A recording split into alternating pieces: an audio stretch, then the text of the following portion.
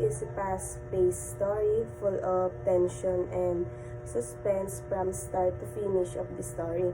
Like for example is the Da Vinci Code keeps readers hooked with secrets and chases, which is yung story is puno ng excitement and suspense. And another example is the Mission Impossible and the Gaunt Girl. Young adult stories written for readers ages 12 to 18, often about teenage struggle or self-discovery. Like for example is the Hunger Games follow Catrice, a teenage girl forced to fight for survive. The next one is realistic fictions. It is the stories that could really happen in today's world. And like for example is Wonder, which is tungkol siya sa batang may kakaibang mukha na na pumapasok sa paaralan.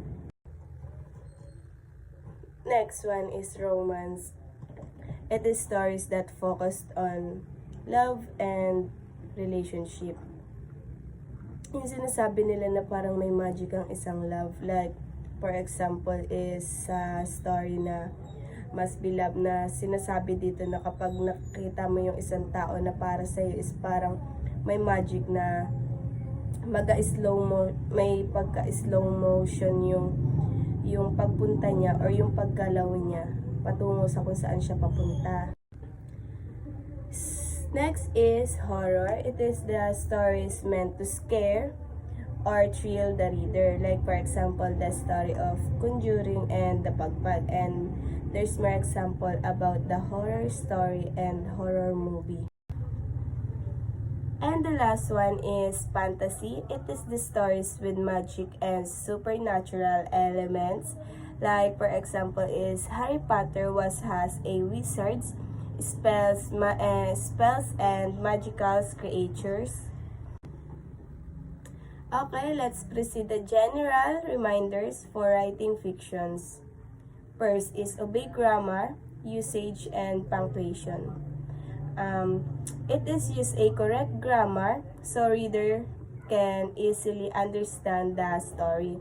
Like for example is I have two examples, which is bad examples and the good examples.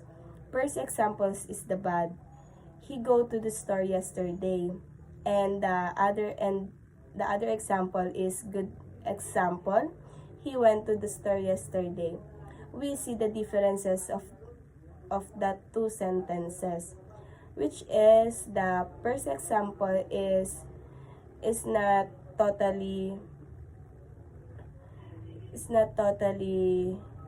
ganun kalinaw or ganun siya mabilis maintindihan ng isang readers dahil nga hindi siya nakaayon or hindi siya direct to the point yung tinutukoy dun sa sentence.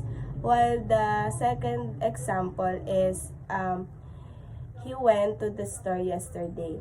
Direct to the point siya and the reader easily understand the sentences or the story. The next one is show don't tell.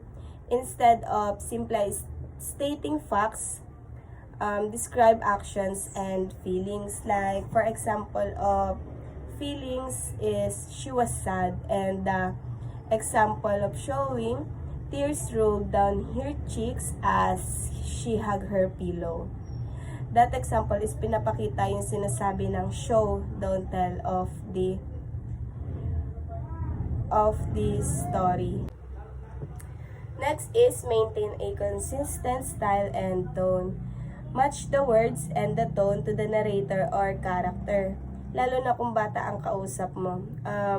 Iwasan din natin lagi gumamit ng mga malalalim na words ng English pagkausap natin ang mga bata. Dahil ang isang bata, hindi pa ganun sila kadali or hindi pa nila ganun naiintindihan ang mga malalalim na words ng English. Like for example is madaling intindihin or maintindihan ng mga bata is I want to eat.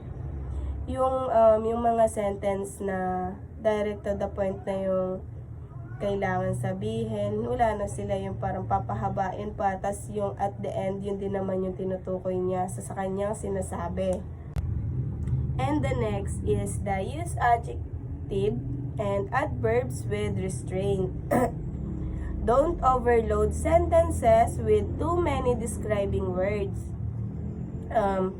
Like for example is the very, very beautiful, shining, amazing, and etc.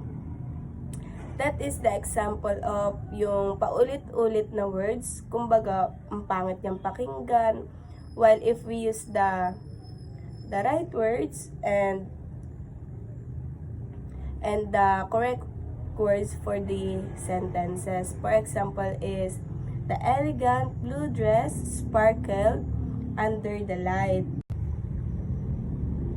And the last one is use vulgar language responsibly. If character curses, keep it limited and make sure it fits the character's personality. Like for example is, you don't understand me.